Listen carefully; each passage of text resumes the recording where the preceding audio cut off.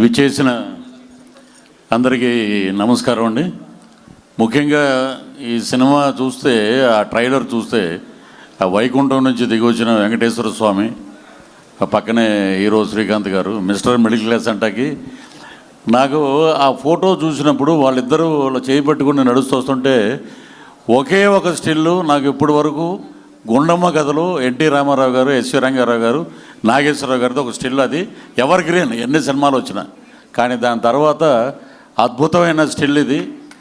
నాగేశ్వర రెడ్డి గారు ఈ సినిమా ఇది బ్రహ్మాండంగా సక్సెస్ అవుతుంది. హిట్లో మీరు ఆ ఫోటోతో పెట్టి ఒక అందరికీ షీల్డ్ అందించండి, అందరికీ చాలా బాగుంటుంది అది. ఇక వెంకటేశ్వర స్వామి గురించి చెప్పాలంటే, వెంకటేశ్వర మహత్యంలో రామారావు గారు చేస్తే ఆ రోజుల్లో కలియుగ వెంకటేశ్వర స్వామి అన్నారు. ఇప్పటికీ అదే ప్రపంచవ్యాప్తంగా నందమూరి తారక రామారావు గారికి ఉన్న పేరు, అది పౌరాణిక పాత్రలకి ఆయన పెట్టిన ఇది మాట.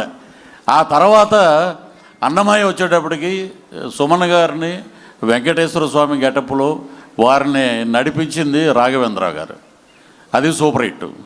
తర్వాత రాజేంద్ర ప్రసాద్ గారితో ఇప్పుడు అక్కడంటే అన్నమయ్య సినిమా రాఘవేంద్రరావు గారు అసలు బ్రహ్మాండంగా ఆ లైటింగ్ కానీ అవి కానీ, అంటే ఇక్కడ గరుడవేగ అంజి గారు దానికి మించి చేశాడు అద్భుతంగా. మా డైరెక్టర్ గారు ఏం చేశారంటే అద్భుతంగా రాజేంద్ర ప్రసాద్ గారితో వెంకటేశ్వర స్వామిని చూస్తున్న ఫీలింగ్ అన్నమాట. ఆయన ఏంటంటే అద్భుతమైన నటుడు, పద్మశ్రీ కూడా వచ్చింది ఇటీవలే.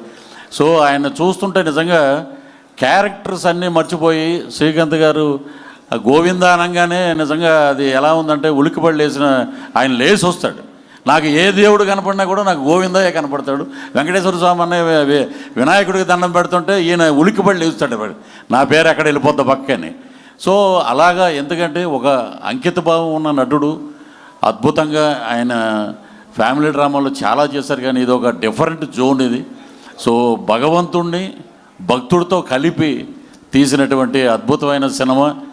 మా డైరెక్టర్ గారు ఈ సినిమా, నాగేశ్వర రెడ్డి గారు ఈ సినిమా కంబ్యాక్ ఇది కాదండి, అది ఆయనకి చాలా చిన్న గ్యాప్ తీసుకున్నారు అంతే. ఇది పెద్ద హిట్ అవుతుంది. సో ఎందుకంటే ఆ దేవుణ్ణి నమ్ముకునే, ఆ దేవుడికి ఎక్కువ క్షేత్రాలు తిరిగే మనకున్న హీరోల్లో శ్రీకాంత్ గారు ఒకళ్ళు. ఎక్కడికి వెళ్ళినా ఆయన చాలా చోట్లకి వెళ్తుంటారు. సో అంకిత భావం, డెడికేషన్ తోటి పనిచేశారు ఈ సినిమాలో. అలాగా రాజేంద్ర ప్రసాద్ గారు ఓ పక్కన మా శ్రీకాంత్ గారు, నిజంగా అందరూ ఈ సినిమాలో మాకు అవకాశం రావటం నిజంగా గొప్ప అదృష్టం. నేను డైరెక్టర్ గారిని అడిగా, షూటింగ్ ఏమండి ముందు 2 రోజులు కరీంనగర్ అండి, తర్వాత హైదరాబాద్ అని. బయలుదేరి సిద్దిపేట రాగానే ఏమండి మీరు ఒకడు చూపిస్తానండి, ఒకళ్ళని నడి చూపిస్తే దాంట్లో ధనరాజు, ఆ టీ స్టాల్లో ఉంది ధనరాజు ఫోటో మొబైల్లో. వారిని మీరు భలే చూపించారే, ధనరాజు భలే ఉన్నాడు దీంట్లో అనుకున్నాం. నిజంగా స్క్రీన్ మీద చూస్తే అద్భుతంగా ఉన్నాడు తను. సో ఎందుకంటే మా ఊరే తాడేపల్లిగూడెమే తనది కూడా. సో ఆలీ గారు, ఇక్కడ రఘుబాబు గారు రాలేదు, రఘుబాబు గారు, అలాగే సునీల్ గారు ఈ సినిమాలో మా అద్భుతంగా అందరినీ క్యారెక్టర్ల వైజ్గా పెట్టారు. నిజంగా చాలా హ్యాపీ. ఈ సినిమా అద్భుతమైన విజయాన్ని సాధించి మా ప్రొడ్యూసర్ గారికి, ఆయన ఏంటంటే అలాగా చెయ్యి ఇలాగ ఇచ్చే అభయహస్తంలాగా డబ్బులు వస్తాయి. మా డైరెక్టర్ గారికి 10 సినిమాలు వస్తాయి.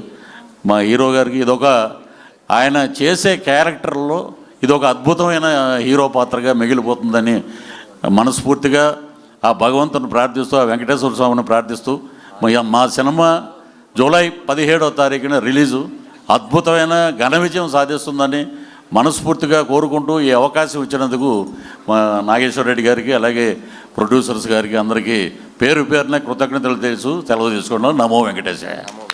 Thank you so much Prithvi గారు. Thank you. పృథ్వీ గారు మాట్లాడే గ్యాప్లో అలీ గారు పర్సు ఖాళీ చేసేసాం ఇక్కడ అందరం.